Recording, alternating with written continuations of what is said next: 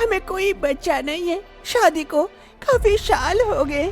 हमारा ये प्रसाद ग्रहण करो और हमें एक बच्चा प्रदान करो। माला एक बीज लेकर उस पेड़ के नीचे रख देती है और हाथ जोड़कर वहीं पर बैठ जाती है।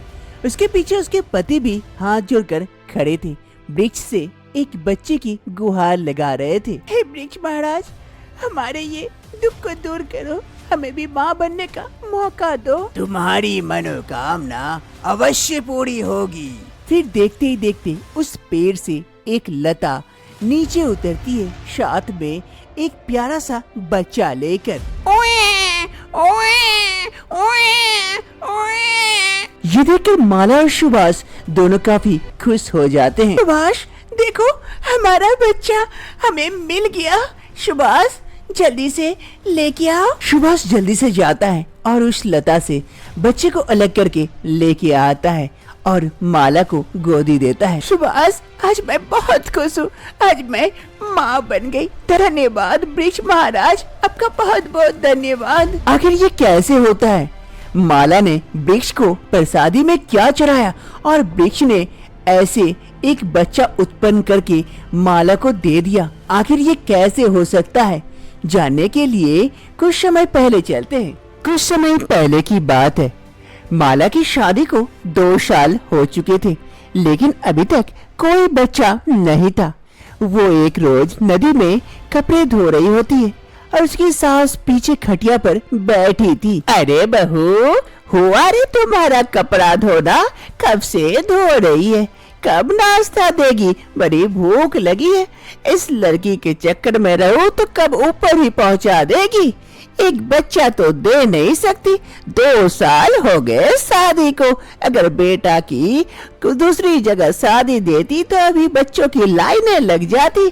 इससे तो कुछ नहीं हो पाएगा। बाज है बाज, बच्चा तो नहीं दे सकती, कम से कम खाना तो समय पे दे दिया कर। माला की सास सविता देवी अब हमेशा ही माला को खरी खोटी बातें सुनाते रहती है। हमारी गैया, वो भी साल में एक बच्चा तो दे ही देती है, बस बहू से ही नहीं हो पाता है। माला को उसकी सास की बातों का बड़ा ही दुख होता है। माँ जी चिंता मत करिए, एक न एक दिन मैं आपको बच्चा जरूर दूंगी।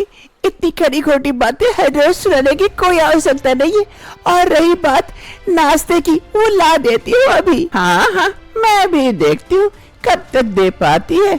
फिर माला वहाँ से चली जाती है और कुछ ही समय में नाश्ता लाकर सास को दे देती है। ये लीजिए माँ जी आपका नाश्ता। हाँ चलो, कम से कम नाश्ता तो मिला, और कुछ मिले चाहे ना मिले। एक रोज माला किचन में खाना बना रही थी, तभी उसकी सास आ पहुँचती है। अरे बहू बहू, क्या बना रही हो खाने में? वो माँ जी सब्जी चावल बना रही थी। क्या हर रोज सिर्फ सब्जी, साग सब्जी, घास भूसा यही खिलाते रहती है? ये ले अंडा बना। लेकिन माँ जी अभी तो सारा खाना लगभग बन चुका था, अभी फिर अंडा? अब तो मुझे सिखाएगी कब क्या बनाना है और क्या खाना है? मेरे मुंह पे बोलेगी? अपने सास के मुंह पे?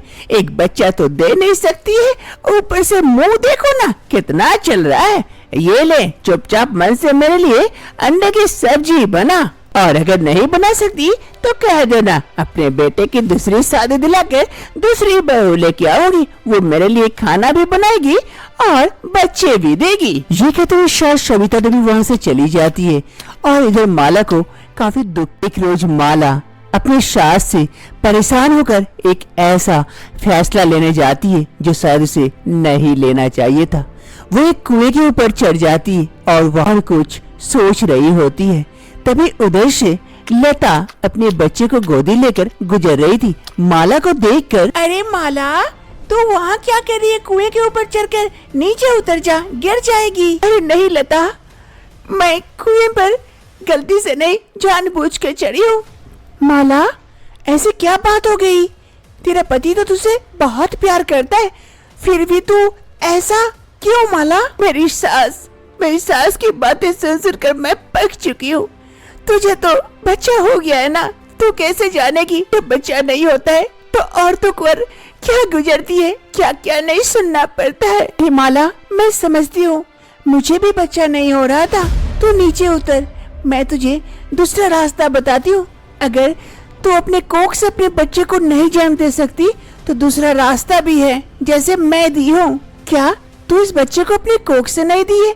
मतलब कैसे? फिर लता माला को अपनी सारी कहानी बताती है कि उसे बच्चा कैसे प्राप्त हुआ।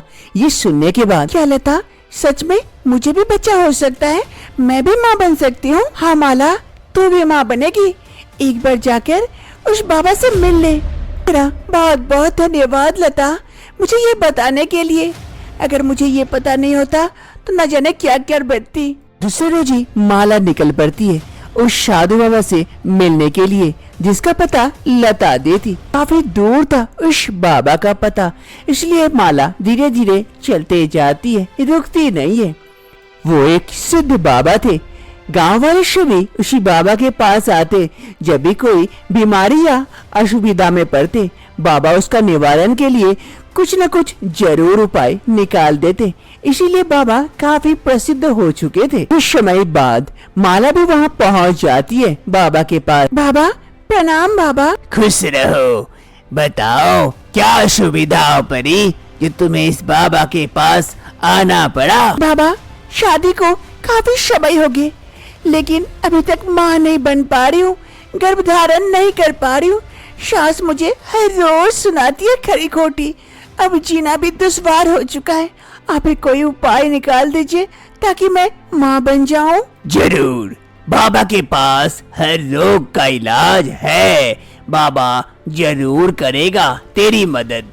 वो बाबा माला को गौर से देखता है और फिर कहता है, लेकिन बेटी तू माँ नहीं बन सकती। तेरे नसीब में, तेरे गर्भ में कभी बच्चा नहीं आएगा, यही लिखा है। तो क्या बाबा मैं कभी माँ नहीं बन सकती? तो इस जीवन का क्या अर्थ है एक औरत बनने का जो माँ ही नहीं बन सकती? अरे बेटी, मैंने कहा तू गर्भ धारण नहीं कर सकती, लेकिन ये नहीं कहा कि तू माँ नहीं बन सकती। तू माँ अवश्य बनेगी, लेकिन अपने गर्भ से बच्चे को जन्म नहीं देगी। वो बच्चा कहीं और से आएगा। ये क्या कह रहे बाबा? ये कैसे हो सकता है? सब कुछ हो सकता है, इस बाबा के पास सब कुछ संभव है। फिर वो बाबा कुछ मंत्र पढ़ते हैं और देखते देखते बाबा के हाथ में एक बीज आ जाता है। ये ले, ये बीज ही तेरे बच्चे का जन्म है। लेकिन कैसे बाबा? फिर वो बाबा माला को वो बीज देते हुए सारे नियम बता देते हैं। माला काफी खुश हो जाती है, बाबा को प्रणाम करती है और वहाँ से चली आती है।